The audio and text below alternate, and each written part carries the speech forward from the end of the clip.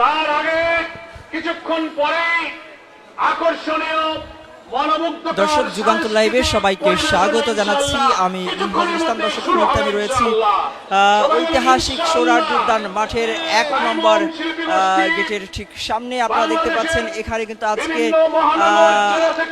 দুপুর 2টায় অনুষ্ঠিত হতে যাচ্ছে বাংলাদেশ জামায়াত ইসলামীর জাতীয় সমাবেশ। 7 দফা দাবি নিয়ে যে সমাবেশ, এই সমাবেশকে কেন্দ্র করে ইতিমধ্যেই কিন্তু সোহরাওয়ার্দী উদ্যান মাঠ কানায় কানায় পরিপূর্ণ হয়ে উঠেছে। আপনারা দেখতে পাচ্ছেন যে ইতিমধ্যেই পুরো সোহরাওয়ার্দী উদ্যান মাঠ সহ আশেপাশের যে এলাকা, সেই এলাকায় জামাত শিবিরের নেতাকর্মীদের আনাগোনা কিন্তু বাড়ছে, ভিড় বাড়ছে। দলে দলে হাজার হাজার জামাত নেতাকর্মী কিন্তু এই মুহূর্তে স্লোগান নিয়ে, মিছিল নিয়ে তারা কিন্তু সোহরাওয়ার্দী উদ্যান মাঠে প্রবেশ করছেন। আপনারা দেখতে পাচ্ছেন যে সমুদ্র যেন দেখা যাচ্ছে। হাজার হাজার জামায়াতের নেতাকর্মীরা কিন্তু স্লোগান দিতে দিতে, মিছিল নিয়ে তাদের যে দলীয় স্লোগান, সেই স্লোগান দিতে দিতে কিন্তু সোহরাওয়ার্দী উদ্যান মাঠে প্রবেশ করছে।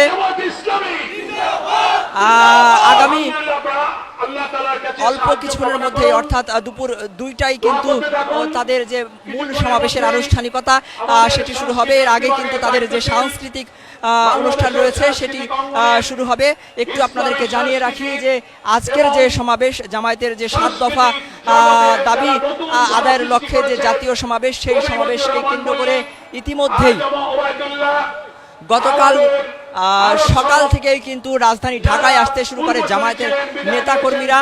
আমরা যতটুকু জানতে পেরেছি যে আজকের যে সমাবেশ, দুপুর 2টার যে জাতীয় সমাবেশ, এই সমাবেশকে কেন্দ্র করে সারা বাংলাদেশ থেকে জামায়াতের অসংখ্য নেতাকর্মী এরা ইতিমধ্যে ঢাকায় এসে প্রবেশ করেছেন। অনেকেই রাস্তায় রয়েছেন, তারা ব্যক্তিগত যানবাহন সহ আমরা যেটি জানতে পেরেছি যে জামায়াত প্রায় 10,000 গণপরিবহন তারা রিজার্ভ করেছে। সেসব গণপরিবহনের মাধ্যমে কিন্তু তাদের যে নেতাকর্মীরা রয়েছেন তারা ঢাকায় আজকের যে সমাবেশ, সেই সমাবেশে যোগ দিবেন। 3টি স্পেশাল ট্রেন কিন্তু বুক করেছিল জামায়াত, যে ট্রেনের মাধ্যমে তাদের যে নেতাকর্মীরা রয়েছে তাদের আনা নেওয়ার কাজ করা হবে। আমরা যেটি জানতে পেরেছি, এই তথ্য কিন্তু নিশ্চিত করেছেন পশ্চিমাঞ্চল রেলওয়ের পক্ষ থেকে, কিন্তু এই তথ্য নিশ্চিত করা হয়। ইতিমধ্যে এই সোহরাওয়ার্দী উদ্যানের মাঠের যে আশেপাশের এলাকা, সেসব এলাকায় কিন্তু আমরা দেখেছি যে জামায়াত নেতাকর্মীদের ব্যাপক উপস্থিতি লক্ষ্য করেছি। বিশেষ করে রমনা পার্কে কিন্তু এই মুহূর্তে আমরা দেখেছি যে গতকাল রাত থেকেই কিন্তু রমনা পার্ক এবং সোহরাওয়ার্দী উদ্যান মাঠে এসে রাত্রি যাপন করেছেন অনেকেই আজকের এই সমাবেশে যোগ দেওয়ার জন্য। অনেকেই নিজস্ব তৈরি খাবার, অর্থাৎ বাড়ি থেকে খাবার বেঁধে নিয়ে এসেছেন আজকের এই সমাবেশে যোগ দেওয়ার জন্য। মূলত 7টি দাবি আদায়ের জন্যই কিন্তু আজকের যে সমাবেশ, সেই সমাবেশের আয়োজন করেছে বাংলাদেশ জামায়াত ইসলামী। একটু আপনাদেরকে জানিয়ে রাখি, যারা এই মুহূর্তে যুগান্তর লাইভে যুক্ত হলেন, আজকের যে সমাবেশ, সেই সমাবেশে 7টি যে দাবি এর কথা বলা হয়েছে, সেই দাবিগুলোর মধ্যে একটি হচ্ছে মৌলিক সংস্কার, গণহত্যার সাথে যারা জড়িত তাদের বিচার, জুলাই সনদ বাস্তবায়ন, প্রবাসীদের ভোটের আওতায় নিয়ে আসা,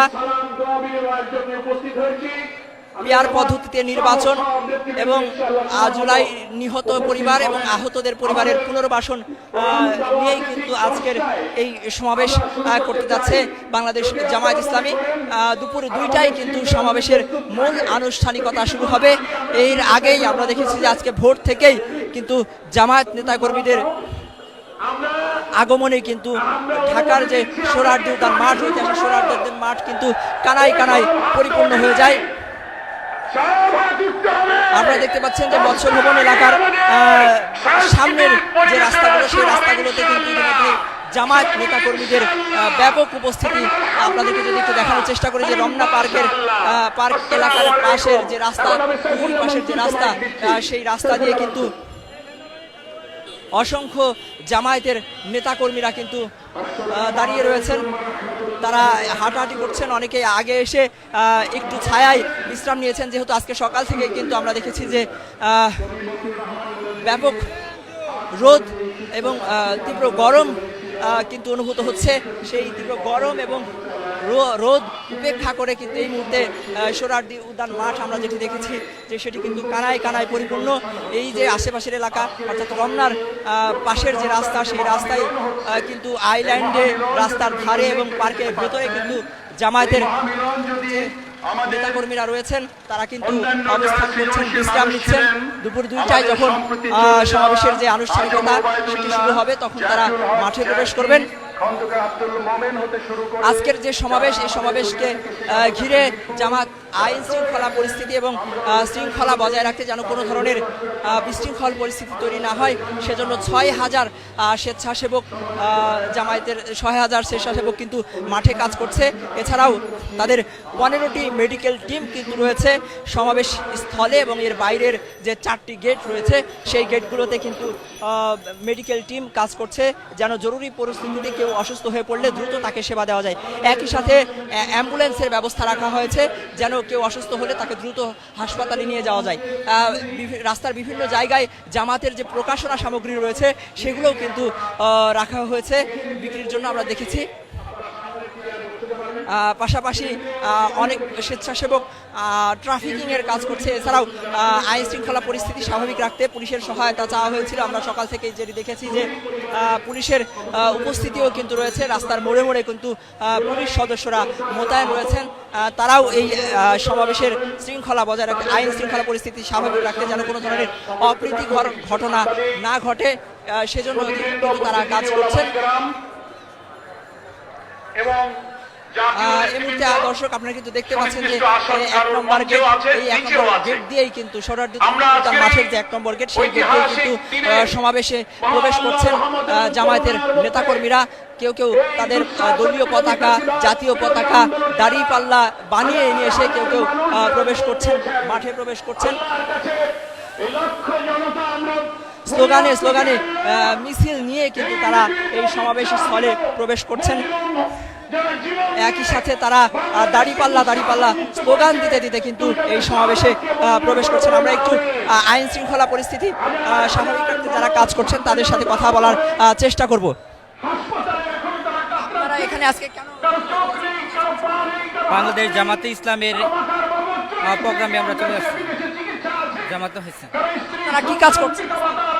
আপনাদের কাজ কি আজকে?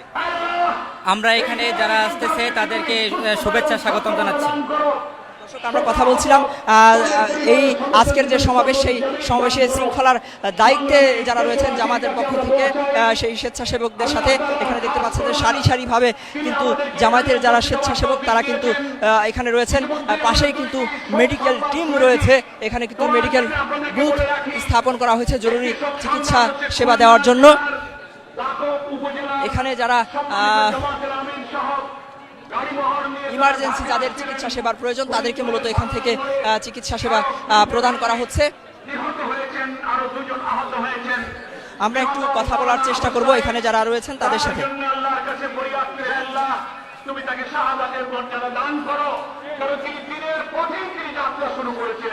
একটু কথা বলি আপনার সাথে। আচ্ছা এখান একটু কথা বলি।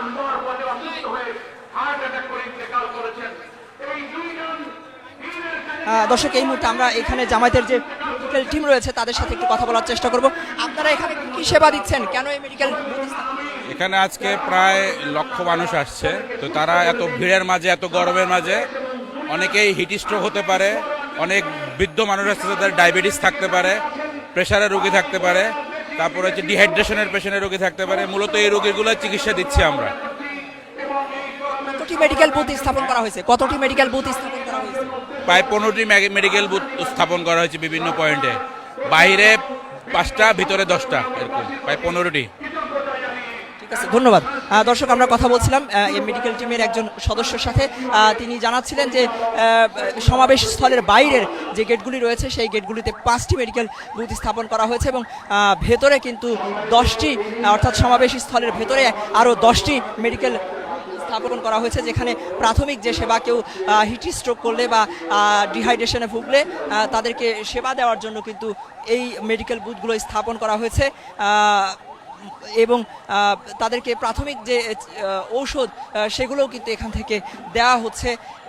এক কথায় জামায়াতের যে মেডিকেল টিম রয়েছে তারা যেটি বলছিলেন যে আজকের যে সমাবেশ এই সমাবেশকে কেন্দ্র করে কোনো ধরনের যেন অপ্রীতিকর ঘটনা না ঘটে সেজন্যই মূলত তারা এই ধরনের পদক্ষেপ নিয়েছেন। দেখতেই পাচ্ছেন যে আমার সামনে কিন্তু বিশাল মিছিল নিয়ে আরও একটি দল কিন্তু এই সমাবেশ স্থলের দিকে এগিয়ে আসছে।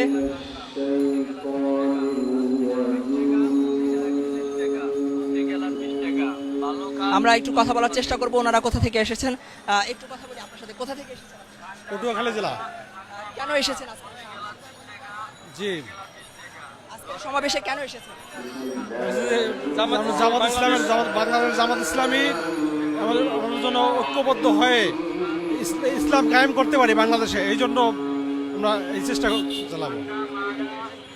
আমরা কথা বলছিলাম পটুয়াখালী থেকে একজন এসেছেন, তার সাথে কিন্তু কথা বলার চেষ্টা করছিলাম। তিনি যেটি জানাচ্ছিলেন তাদের এই সমাবেশে আসার উদ্দেশ্য ইতিমধ্যে দেখতে পাচ্ছেন যে মানুষ কিন্তু আসতে শুরু করেছে। ইতিমধ্যে পুরো মাঠ অর্থাৎ সোহরাওয়ার্দী উদ্যান যে মাঠ সেটি কিন্তু কানায় কানায় পরিপূর্ণ হয়ে গিয়েছে, লোকে লোকারণ্য হয়ে গিয়েছে। মাঠের বাইরেও কিন্তু এখনও অসংখ্য মানুষ দলে দলে মিছিল নিয়ে স্লোগান দিতে দিতে কিন্তু এই সোহরাওয়ার্দী উদ্যান যে মাঠ রয়েছে অর্থাৎ আজকের জামায়াতের যে সমাবেশ স্থল সেই সমাবেশ স্থলের দিকে আগাচ্ছেন। এই যে আজকের যে সমাবেশ সেই সমাবেশের আনুষ্ঠানিকতা কিন্তু দুপুর 2টায় শুরু হবে। এখানে কিন্তু জামায়াতের কেন্দ্রীয় নেতৃবৃন্দ ছাড়াও বিভিন্ন রাজনৈতিক দলের প্রতিনিধিরাও কিন্তু বক্তব্য রাখবেন। আমরা যতটুকু জানতে পেরেছি জামাতের পক্ষ থেকে জানানো হয়েছে যে আজকের এই সমাবেশে জামায়াতের নেতাকর্মীরা ছাড়াও বিভিন্ন যে রাজনৈতিক দল অর্থাৎ বাংলাদেশের প্রায় সবগুলো রাজনৈতিক দলের নেতাকর্মীদের বা প্রতিনিধিদের কিন্তু আমন্ত্রণ জানানো হয়েছে। তারা আশা করছেন যে আজকের এই সমাবেশে অন্যান্য রাজনৈতিক দলের নেতাকর্মীরাও উপস্থিত থাকবেন।